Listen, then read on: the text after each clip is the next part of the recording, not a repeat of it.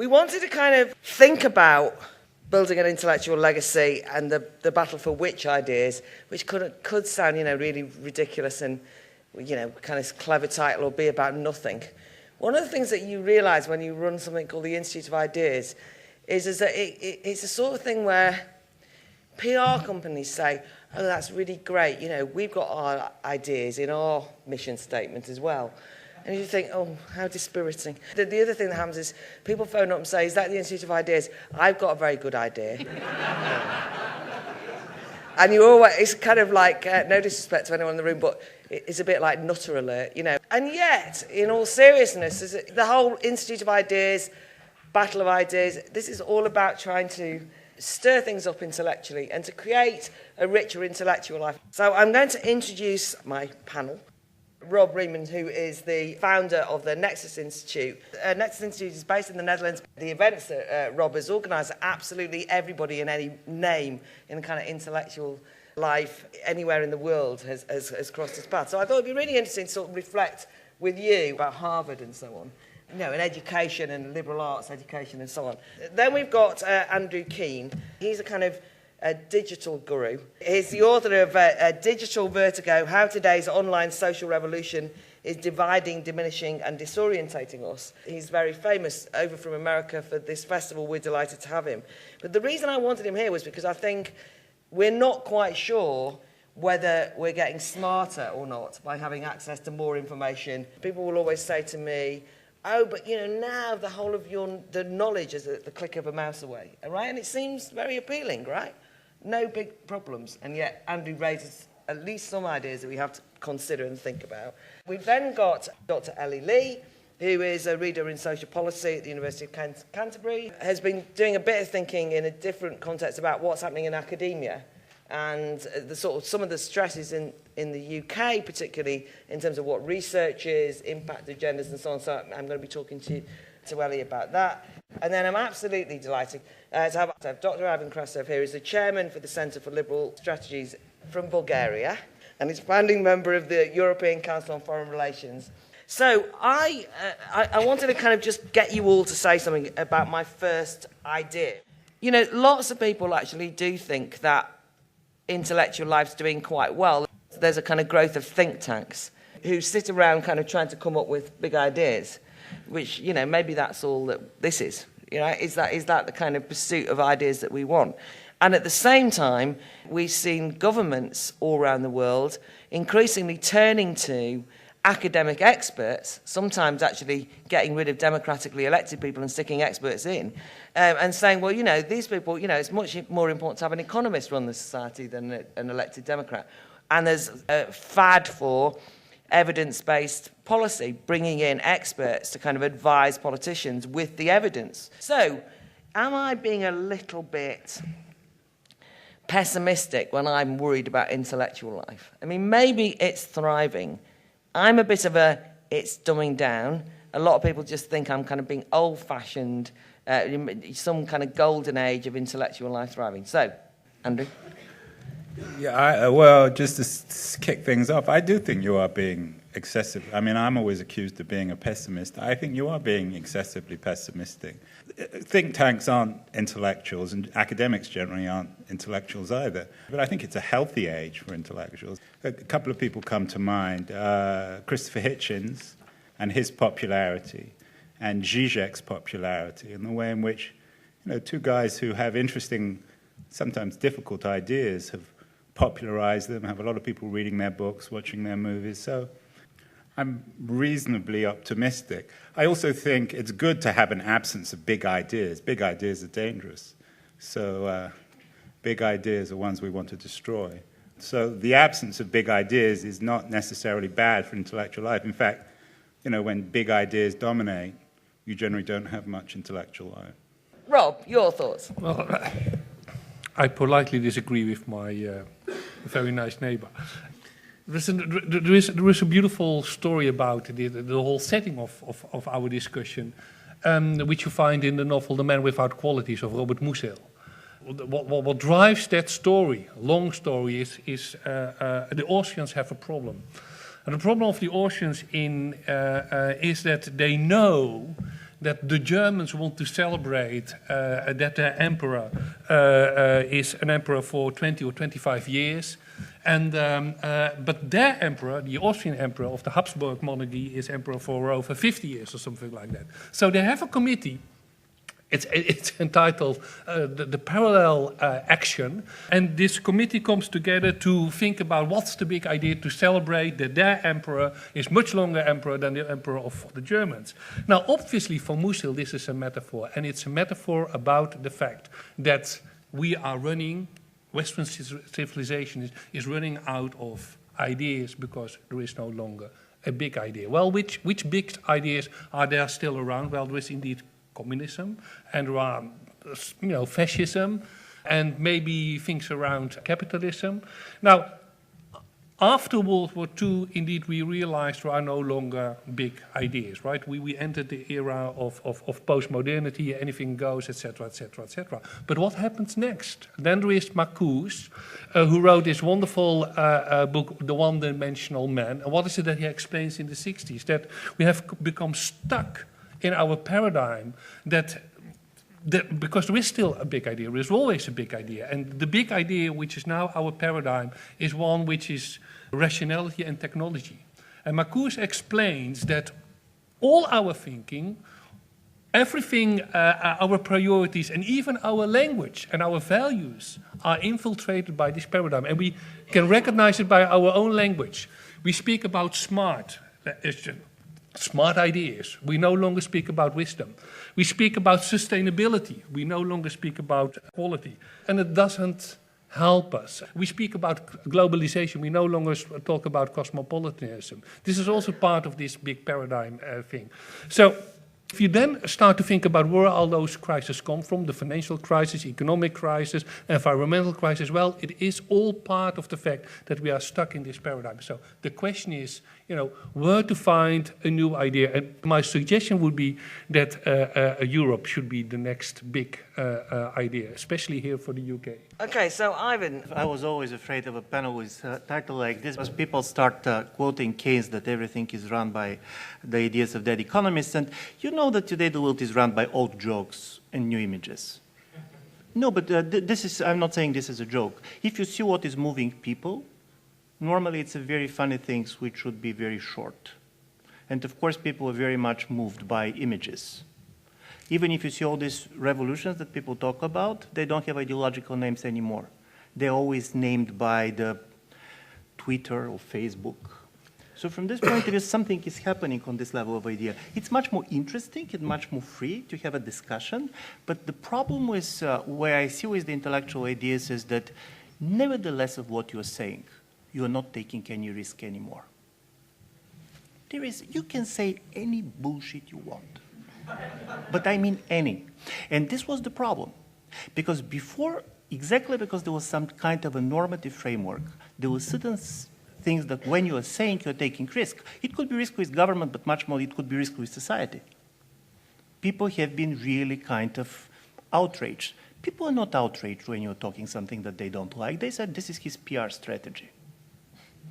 And from this point of view, I do believe this makes the intellectual debate kind of an empty. The ideas, you can have an interesting arguments, but you don't have any ideas because you don't have the feeling that people are risking anything on the basis of what you are saying. And secondly, what happened on the level of the governments, because I do believe intellectually it's also interesting how governments are justifying their policies.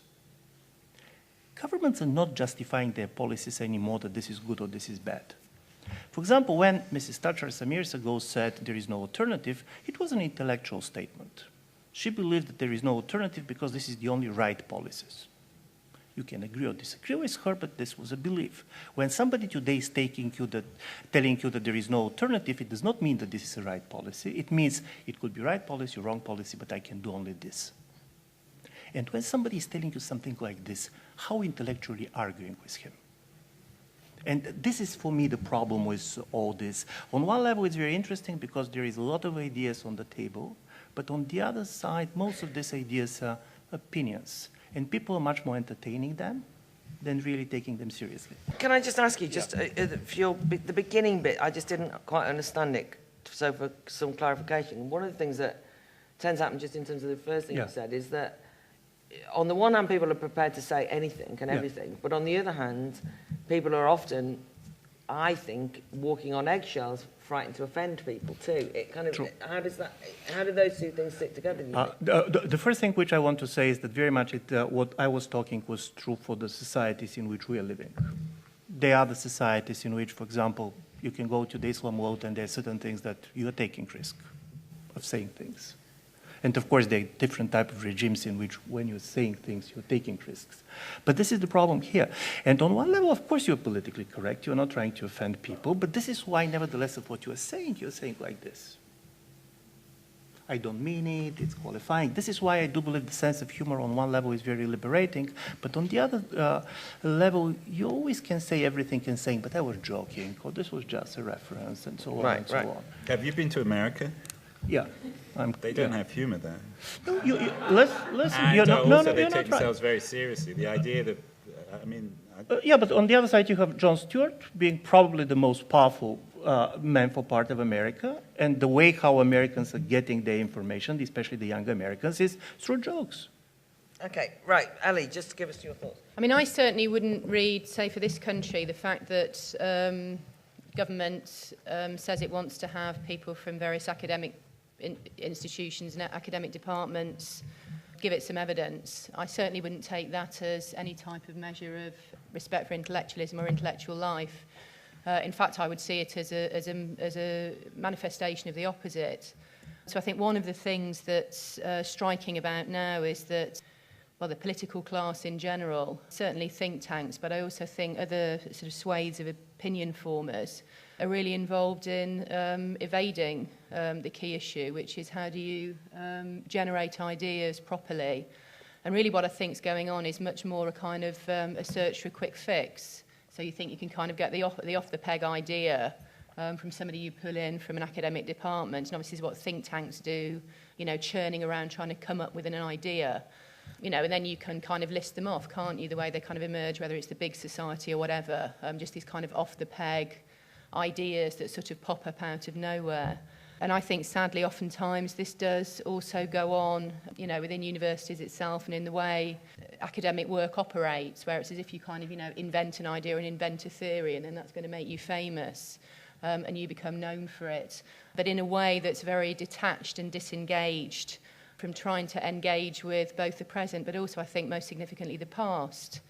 I mean, my account of where genuine ideas come from and the way that we try and generate an intellectual life is to properly try and assimilate and understand the past and understand the intellectual gains of the past and use it to help interpret our present. And certainly in the discipline that I work in, that is manifestly lacking. So, for example, people do obviously discuss and reanalyse Weber or Durkheim, but it's very static. There's no attempt to really understand or come to terms with thinkers from the past in their own context and see what we can learn from them for understanding now. So it's very kind of ossified way of going on. And in that sense, I don't think the fact that governments are interested in getting, you know, Dr. So-and-so from wherever into, you know, report to whatever committee they've got going on is at all out of line with the fact that government has a phenomenal level of disdain for the academy and intellectual life in terms of the way it's driving the university and the way it's organising things. I mean, government policy in this country is entirely organised around ridding anything vaguely intellectual or academic from university life. I mean, the whole rationale for universities, as we know if you read government policy, the last thing they're interested in is anything to do with ideas or intellectualism. It's to do with solving economic problems, training a workforce and, you know, raising the self-esteem of young people. It's not, you know, the last thing they're interested in really is even education, never mind fostering a proper intellectual climate. So I think at the moment, you know, things are pretty bad, but the good news is, you know, that it's in the capacity of any of us to do something about this. I'm sure there'll be a bit of or there could be a bit of an argument about ideologies and whether it's good that ideologies end and all that sort of stuff. But it seems to me that the search for the big idea is silly. And so when people sort of say we're brainstorming for an idea, you do worry as to what they would come up with. I mean, that's going to be a fashion or a fad. Yeah. And people also, I think things can be solved that superficially. But anyway, you made some interesting points yesterday about the erosion between private and public, for example. You were talking about some of the issues around authority. And what really struck me was, if you actually say to people today, I think it's very important that we understand that there's a danger of the erosion between private and public, often people don't know what you mean, because you realise that the concepts of privacy and what is the public sphere have been eroded. And even intellectually they've been eroded, and you can't get people to discuss it properly. And I thought it was really interesting when you were talking about authority, because quite a lot of people were very impressed with what you said. Some people disagreed with you. But I was having a ridiculous conversation with some people at the session who were basically saying, oh, he's an authoritarian. But, you know, but it was a kind of like they didn't listen to what you were saying. So for me, they are big ideas in the genuine sense. Authority, privacy, public. And you were actually, I thought, rather keen on them yesterday. So I'm just asking you. But the fact we were talking about them, yeah, and that these are issues which are now, I think, being debated, reflect, I think, an intellectual wealth. I mean, so the issue of privacy, I just wrote a book called, as you said, Digital Vertigo, which is Defense of Privacy, a critique of the publicness of digital life. I mean, in America, that's a huge issue. I'm not the only person to have written a book about it. There are a lot of people on the other side, people like Clay Shirky and Jeff Jarvis, and it's an ongoing debate, both online and in the world itself. I mean, maybe what you're saying is that the traditional intellectual debates of left-right have gone away, and I think you'd be right there. And they've been replaced by a much more complex narrative, which is also bound up, I think, in the decline of the state, the shift from an industrial hierarchical capitalism of the 20th century to a more individualized, sort of brand-centric capitalism of the 21st century, which is both caused and a consequence of the internet. But, I mean, so all those things change the nature of intellectual life. I think they individualize them more, which is why, and I think Furedi deals with this in a very interesting way, which is why you see this growth in identity politics and identity culture, which are a replacement for the old left-right ideologies. But that doesn't reflect a poverty of intellectual life. It just means that there's a shift. And what it means also is that the public and the private get confused, which isn't coincidental, given the way in which ideology and traditional political ideology has been personalized and individualized, which is why people take offense so easy, because when you criticize them as, when you're supposedly sexist, you're against gays, you're against Muslims or Jews or all these other groups out there, people are deeply offended. I think it touches on the issues that you debated at your freedom thing. If you try to go and try to compare, for example, this economic crisis, what was the effect of the ideas, and compare it with the previous ones, there is one thing which was strange and, in my view, interesting, explaining part of it. In 1930s, you have a failure of the market, but people decided that the government is going to solve economic problems. You start trusting something. In the 1970s, the other way around. There was a kind of a crisis in the trust of the government, but then basically you start to believe that the market is going to solve issues. This crisis, you don't trust the market anymore, but you didn't go back to trust the government. And I do believe what has changed, and from this point of view, ideological politics is a polarization, but it's based on different trust groups. Now we are much more in mistrust is what we trust. And this is why all these talks, for example, this fashion of transparency and so on, you're not going on a contend. In order to understand, you're all the time trying to say, listen, for me, it's enough this policy to be transparent. But in the world, there are a lot of policies that have been very transparent, and they have been wrong, they have been bad, they have been evil. By the way, Hitler's final solution never was a non-transparent policy. He was talking about this all the time. So from this point of view, I do believe that there is a problem with this, and it goes very much to the problem of the privacy and the public, because people on one level want the government to be totally transparent to them, but if the government is totally transparent, the other people are going to be transparent too. And you're going to be transparent too, because this is what the government is doing people. And I do believe this type of a conflict is very much there. And of course also, and this is my last point, people wanted also the governments to treat them in the way the market is treating them, which means taking their biases seriously. I want to be kind of personal customer of the government. being treated like everybody else does not matter anymore. And I told that this is the problem, and this is why I agree that there is an interesting intellectual debates, but these debates are much more going in a different spheres. People go together. It's not simply the big idea has disappeared. What has disappeared is a common conversation. You don't have a big conversations, not simply big idea. You have a small, very great, small conversations on different issues between interested people. I think that's actually very interesting. I wanted to just reflect a little bit on also what's happening in academia. I think the big conversation, or whether we're able to have a big conversation, is hugely important, particularly in relation to Europe. I'm not convinced that people are. But also just in terms of academia, one of the things here, Rob, whatever about what you were saying about the American universities, is, and this is not because students aren't clever or hardworking, I mean, they often are, but there is often a situation where students will say, why should I read that book if it's not going to help me get the degree? So this is in Oxford doing philosophy, and people sort of like, does this contribute to my essay? It's like sort of no.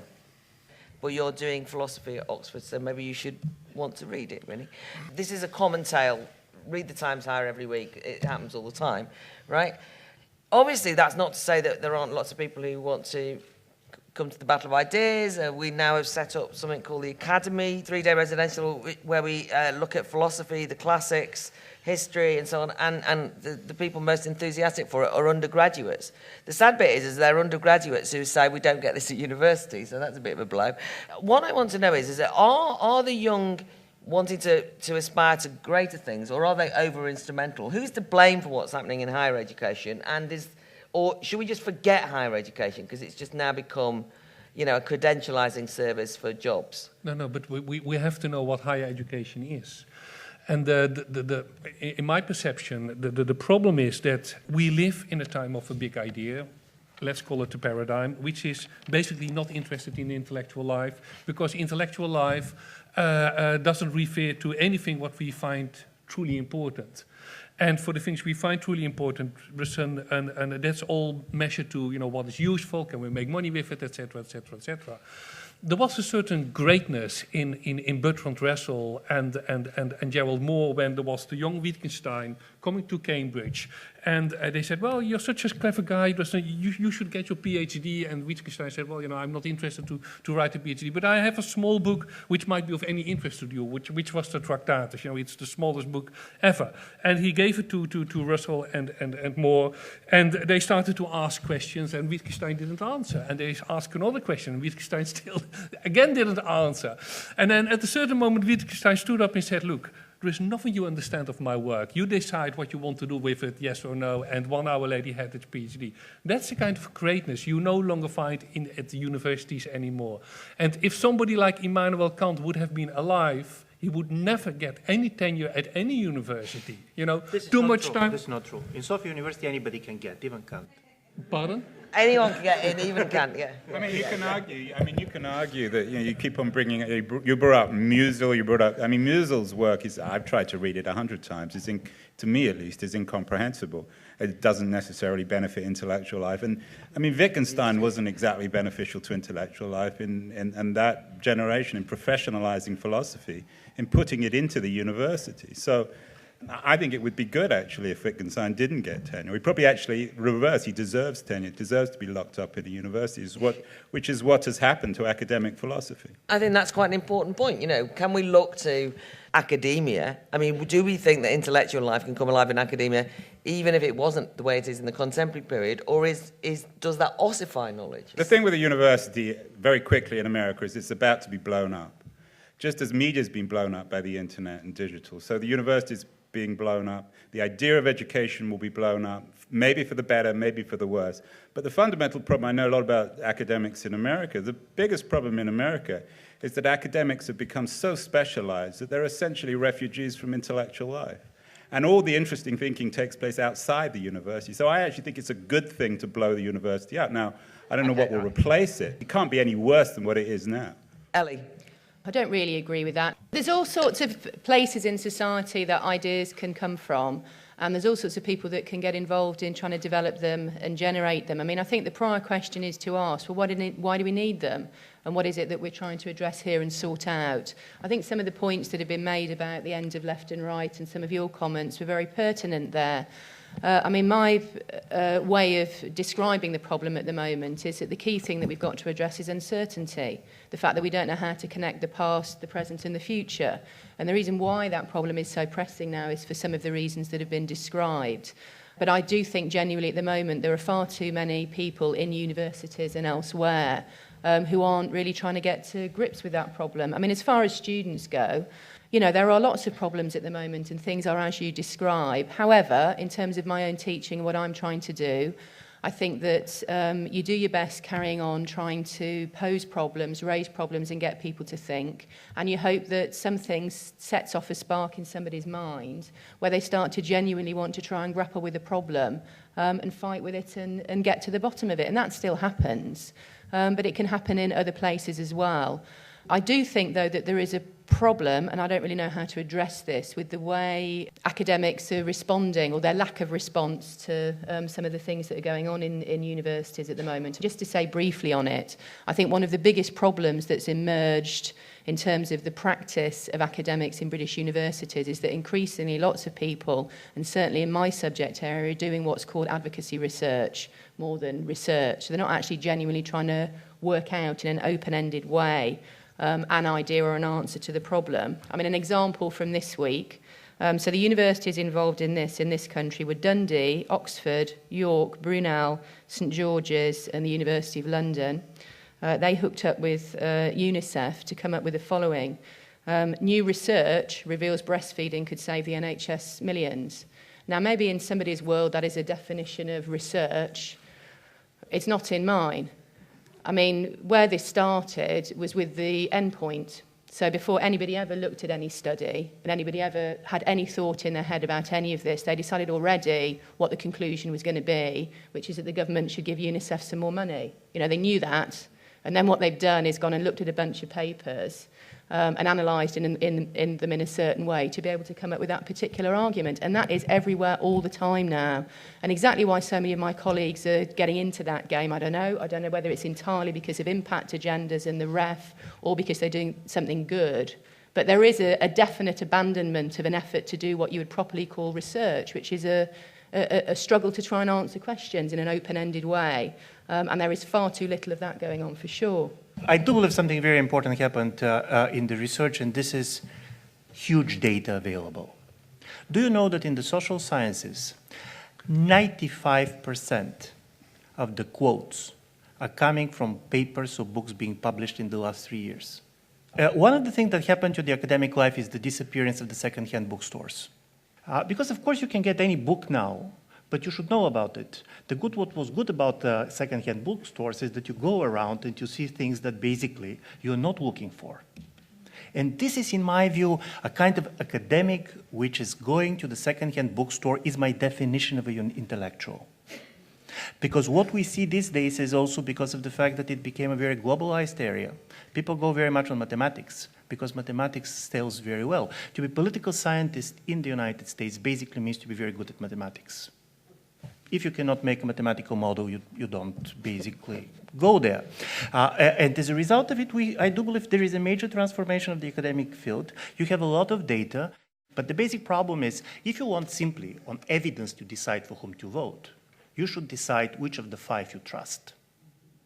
Well, you know, I'm a refugee from American political science department. You're right about those data people, but the interesting political discussions in America take place outside the political science department. Great thought. Yeah, no, but I don't think the problem is the political science department, which there is a problem. But here, and in fact throughout Europe, the point I think that Ivan's making, that Ellie's also saying, which fits in with the whole thing, is that people wave the data around instead of an argument that's got You mean depth. a moral argument? Well, we blame the philosophers for that. I don't think people are even trying to make an argument anymore. I mean, they're just throwing around a load of figures and statistics, calling it evidence.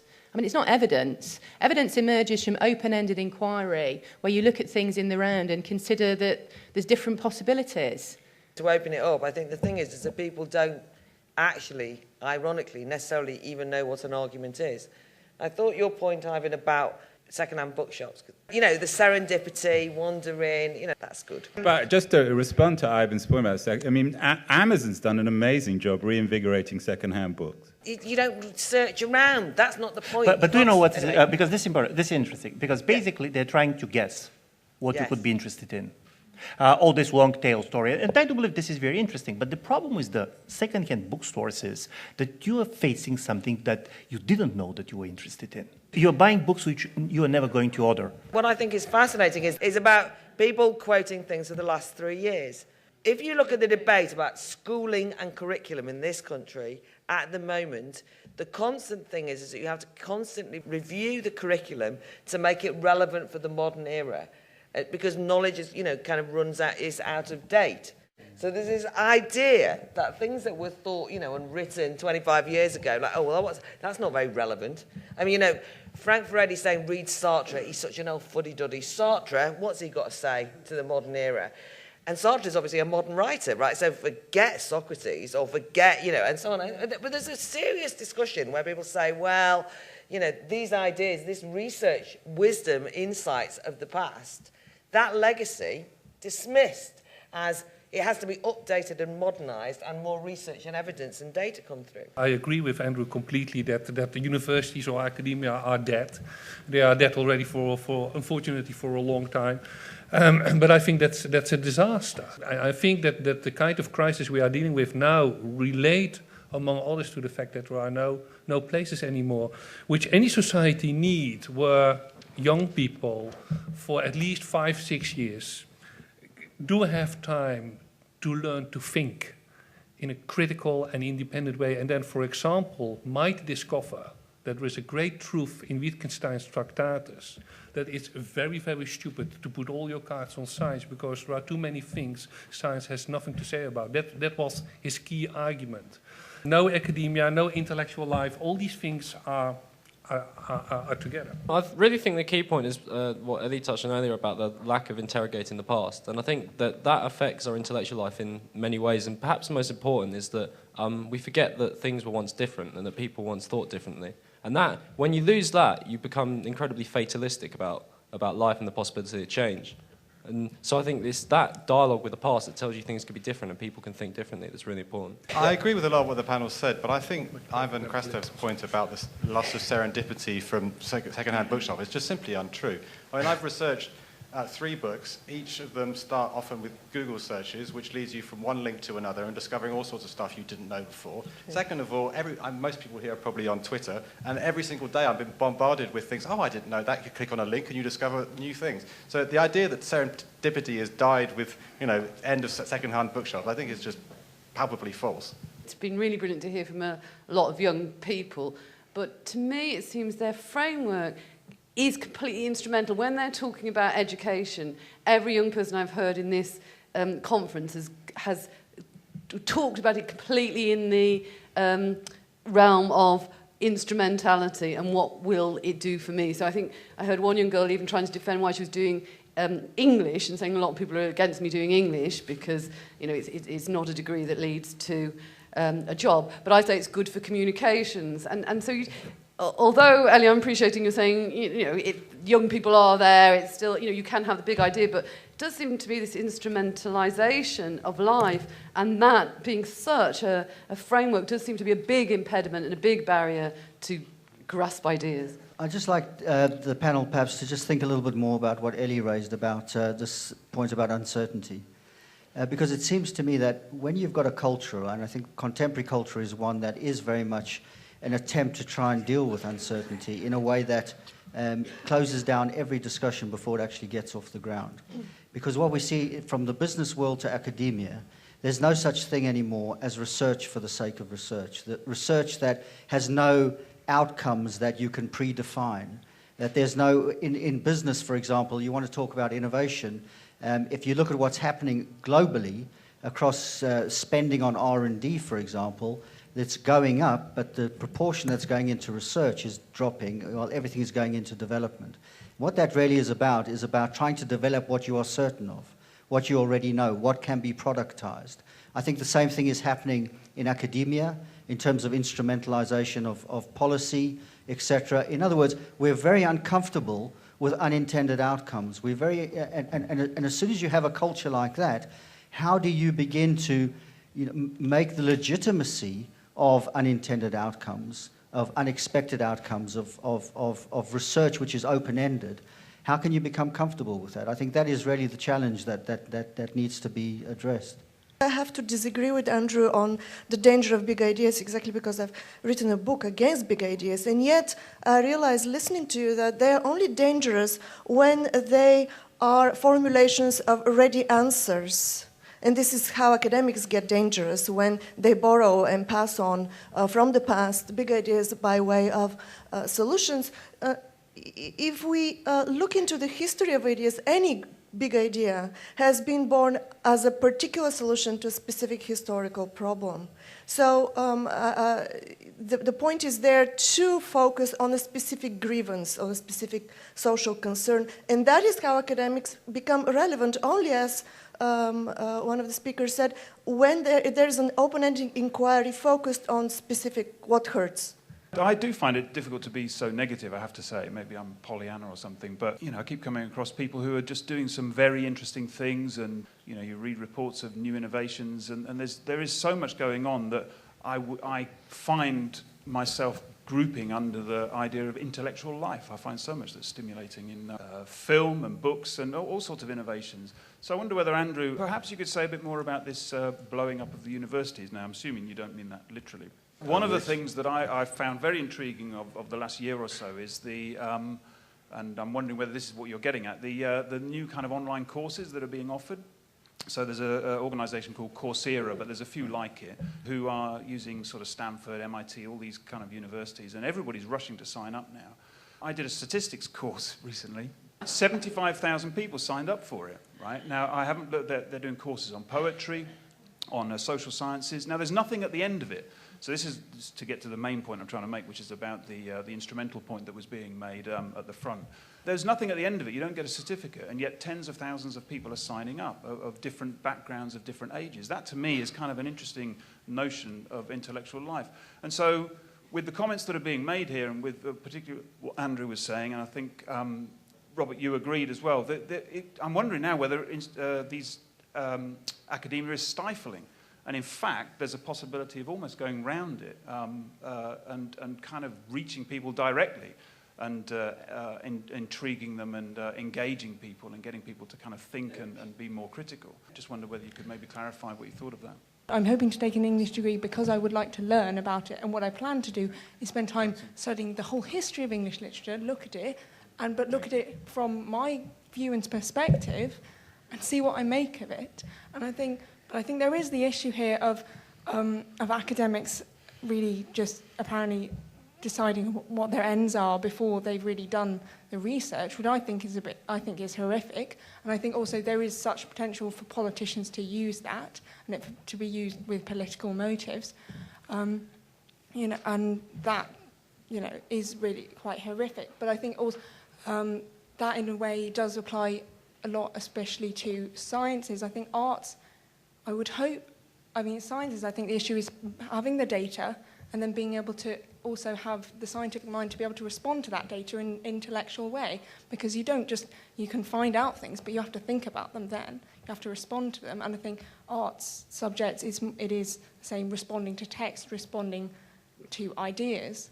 I think that aspect can't be lost, that we have data and we have these objective things, but we need to take what we do as academics is we take that objectivity out and we critically analyse it. I don't think it's just that the problem is social scientists, but it's also politicians using evidence as a way of closing down debate, because that's how they often use science. And I think that is increasingly a real problem of a kind of scientism, which is that you basically say the evidence shows this, therefore it's irrefutable. And that was the point that you were making. And they're hiding behind it as a way of not having an ideological argument based on principle or moral arguments. The sad bit here is that, the arts then think, oh, science are getting all the bloody glamour, right? Government ministers quote science all the time. So what's the arts response to that in this country is to basically come up with scientific evidence to prove that the arts are useful for society. It is so depressing. So they basically say, there is evidence that shows that the longevity of life, you know, and well-being lasts 5 times longer if you read. It's called bibliotherapy. This is argued for by the leading literary don in this country as part of a research. This is what they argue, right? I mean, it's Philistinism gone mad, but they haven't got the confidence to just say, literature, good thing. I mean, imagine not being able to say that. You have to have the evidence. Hi, I just want to make a point about the gap between the left and right, how it's closed over the last couple of years. For me, coming to London in 1987, politics were very radical in terms of left and right. And I think in the battle of ideas, you could use the New Labour as a case study that changed politics for life negatively, even though I'm a Labour supporter, because it has made politics vanilla. And it has made the choice of leaderships and parties vanilla in terms of all 3 leaders are white, middle class, similar academic background, similar age group in their 40s. And there's less choice now than there's ever been. And for me, a big part of ideas is choice and difference, and that is getting narrower, I think. In general, I started my remarks with there is a big idea, and this big idea is a paradigm, and this paradigm is dominated by what Marcuse said, it's rationality and technology. And to be more specific, universities are no longer a place for ideas, indeed because they have to be instrumental, that's the economic part of it, and as Claire just very well remarked, it has to be scientific. And the genius behind this thing is Monsieur Descartes. Descartes decided that things can only be scientific when there is an evidence, etc., etc., etc. Now, he had predecessors, or there came people like Vico, who said, well, this is a very, very narrow-minded view, and I'm not in favor of destroying universities, but I'm very much in favor of destroying this stupid paradigm and have a much larger view, and that indeed we realize that to get forward, we have to get rid of this thing that everything has to be economic, and to get new ideas, we have to get rid of this idea that everything has to be scientific. This is a great discussion, because I realize that what I said at the beginning is entirely wrong. In fact, there are 2 big ideas. I think Rob's absolutely right. I begin my book, Digital Vertigo, at the public grave, the auto-icon of Jeremy Bentham, who if I blame the world on most things, I blame on Bentham and his form of utilitarianism. Because everything that we're talking about today, from rational choice theory in political science departments to instrumentality to our obsession with data and facts, can be traced, I think, back to the utilitarian school. So, and I end my book falling back on John Stuart Mill's critique of utilitarianism, which I think is still relevant and excellent, would be a good beginning for anyone interested in that critique. So that's the first big idea, is that the idea that has won is this concept of utilitarianism, and we are still sort of struggling to critique it. But there is another big idea out there which I'd forgotten about, well, I should have remembered it since my whole career is based on critiquing it, which is the big idea of the network. The idea that, and perhaps there are 2 or 3 people who are really excellent exponents of this ideology of the network: Stephen Johnson, Clay Shirky, Chris Anderson. The idea that the network saves us in every sense. A lot of it I've traced back to German ideology, the idea of technology allowing us to realize our sociability, our humanity.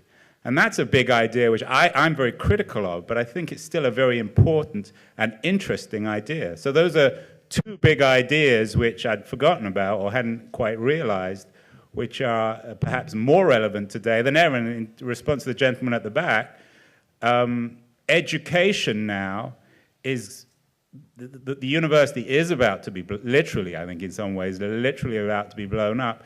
And the experiment will be in how the network can re-architect the university, maybe despecialize the academic, crowd learning, and all the other distributed modes of information and economy which will go alongside with us. It's a massive idea. It may or may not succeed, but it's out there. Okay, thanks. Ivan. Yeah. First of all, I should confess that I was not sponsored by a second-hand bookstore. They don't have money for this. But where my point is, first of all, I very much agree that what is not in crisis is intellectual curiosity. In a certain way, because of the internet, people are much more interested in different things than before. This is simply true. And secondly, of course, on the level of innovation and basically what the scientists are doing is very much. So what we are much more talking about is what's happening to the social sciences and to the self-reflection of society. And here I do see really two types of imagination. One is the technological imagination. By the way, it means that most of the problems we're trying to solve is the technological problems. And this is now very strong, also with some of the companies. Basically, you believe that how the world is going to develop is a software problem. And you're going to have a software to keep government honest. All this idea of the open governments and so on, which is going to be software problems, this is classical technological imagination, which is optimistic. And on the other side, you have the demographic imagination. People don't remember anymore history, but they know very well what is the demographic projections, how old you're going to be, and how many of your ethnic group is going to be around, and so on, which is highly pessimistic. And I find these two being really very important in shaping politics, fears, conversations of the people. For me, the crisis of intellectual debate is that the moral conversation, and let's put it social science conversation, divorced. There was a time in which they have been much closer together. Now you have a moral debates, very strong moral debates. But they're much more basically shaped by the religious talk and religious issue. And when the social scientists started to talk, just to give my favorite example, you know that one of the major arguments in favor of unveiling the Muslim woman was that because of the veil, they don't have enough of, I do believe, vitamin A, which is very bad for the skin. And this is perceived as a pragmatic argument to solve a basic identity issue. So you cannot reduce everything to the vitamin A. I mean, I think institutionally, the thing is now giving intellectual life a bad name. That's essentially what's going on. So if you look at, say, Universities UK and the things it has to say, or if you look at the ESRC or the British Academy, their pronouncements on things and things we should be doing, I think all the time make matters worse and give people a very problematic impression of what the whole thing's about. What I'm saying more is that I think any of us who happen to work in one, or people who work in other places or who are doing other things, can clearly take it on themselves to try and work out how you go about thinking about developing ideas and getting other people's minds interested and excited through them. You know, it's perfectly possible to do that if you're working in universities now with students, and you just have to sort of get on with it and do the best you can. I mean, to say that, you know, just to recognise that the university institutionally is now a kind of dead weight over the whole thing, I mean, there's no quick fix to it, is there? It's not like you can just, there's some ready-made other place where, you know, well, here it is. You know, here's the great ideas factory. I mean, it's something we've got to make. In the discussion about instrumentalism, I think there's a little bit of a danger of separating means and ends too quickly, because I think that when you're discussing what the purpose of research is, then there's no problem in having an end or an expected goal or, you know, an expected outcome from your research. The problem is that when you try and force the evidence to fit that expected outcome. And I think the discussion about means and ends is that the ends are always provisional. They're something that you set in advance, and you'd always have to do that. Otherwise, what is the point in doing the research? You're trying to find something out. Research is never open-ended in the sense that it has no expected outcome. The point about it is that it has to be provisional and it has to be open to the evidence that you actually find. And therefore, you shouldn't try too hard to separate means and ends completely. I'm just trying to get my head around two things. One is instrumentalism, which seems to me to be about risk avoidance in many ways. And then the other point that was made at the back about more and more people kind of reading and doing these private university courses without any qualification at the end of it, which seems to be very much about identity politics. And in some ways, both of them seem to be divorcing ideas from the idea of anything transformative, that ideas could really transform you and could transform others through you being able to convince others of them, and could therefore have a bigger impact. I went to a liberal arts school in the States where during our first week of orientation, the president addressed us and said that when we go to the library to take the book that we went for and also the book to the left and to the right of it, sort of going off your idea of the secondhand bookstore, and he sort of emphasized that as what would distinguish us from students who went right to Amazon or ordered the book they were deliberately searching for. So sort of going off that, at a liberal arts school, you're taking philosophy classes alongside science classes alongside English classes, and compared to UK universities or European universities where you decide from the age of, sometimes as early as 16, 17, what specific field you're going to go into, and then your electives are sort of within that narrow field. It seems like you lose the opportunity to develop your perspective and sort of take triggers from fields outside of whatever the field is you're researching specifically. So I was wondering if you had any thoughts on which approach is perhaps better placed to facilitate the development of big ideas. I think we should be a bit more pessimistic about the internet, actually. I think, Ivan, you were wrong about people going on the internet and looking up ideas. I was in a seminar the other day, and the reading for it was ridiculously easy, and everyone else said it was hard. Now, I'm not actually sure why. And one girl put her hand up and went, "Oh, I came across this big word that I didn't know what it meant, superfluous." This is at Russell Group University, by the way, and in a sociology department which prides itself on being in the top 10 in the country. But I think, Ivan, actually, you were right about the second-hand bookstore, because, you're in the bookstore, you look at a book, and someone might, the store owner might come over and say, yeah, that's a good book, that, And actually, the development of ideas comes through discussions and interactions like this, which you don't get on the internet, I don't think. And I think the internet's very narrow when you're on websites talking about certain things. And this is actually intellectual life, and I think the next generation of academics are actually going to really suffer, because in seminars now, you're not actually having this kind of interaction and this kind of discussion, which does develop ideas. Serendipity and secondhand books are great, but reading lists are good too. But one of the things that's also happened is that adults haven't got the confidence to give recommended reading lists to students and say, you've got to read these great books. They've got nothing to do with your course, but you're just going to learn a lot from them. Or even when the adults give them the list, people say, how does that contribute to? Or they're very long, or old, or irrelevant. I've not read all the most important books in my life because I find them in second-hand bookshops accidentally, and I don't think Ivan was making that point. I mean, the point was a different thing. But I do actually think that I've read things that were hugely important because somebody I trusted recommended something, or told me that I was absolutely wrong and had to go and read this book that was going to show me why. All this instrumentalization of research in universities has coincided with the introduction of tuition fees for students and also the massive expansion of student numbers. And I just wonder whether the less a relative advantage is conferred upon those at university by the fact of the sheer numbers at university will actually rebound, and people will say, well, we're being conned, we're being told we're going to university because it's going to lead us to a job, a nice job. It won't do that because everybody's going to university. Well, not everybody, but, 35%, 40%. So people vote with their feet, and in addition to the fact of all these, they have these huge tuition fees to pay back, they may actually decide it's not worth it. And actually, by the back door, if you like, the old-fashioned values of research for the sake of enrichment, I won't say for its own sake, but for the sake of enrichment, might actually return.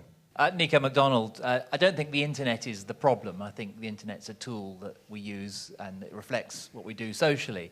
But I wonder if one way to look at this is, historically, when there have been a flourishing of new ideas, we've also had new forms of sharing those ideas in the academy and sharing them to the rest of society, and for society to facilitate debate, whether it's papers or journals or conferences.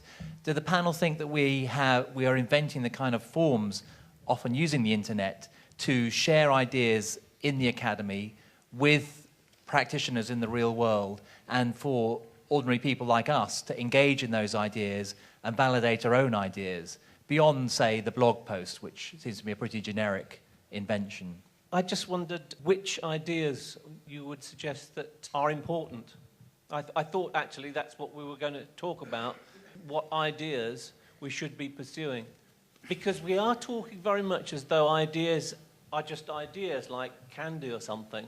But ideas are, in fact, there's a hierarchy of ideas. There's good ones and there's bad ones. So, I mean, surely we should be thinking about which ideas we should be thinking about. In my view, there's no such thing as a bad idea in the sense of hierarchy. I think that there's ideas that should be contested, but that's not to say, that's just what I would throw in.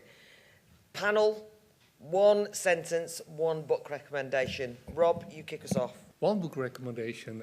I would say Walden of Thoreau, because there you find everything about what intellectual life could be, how you can live intellectual life without the academia.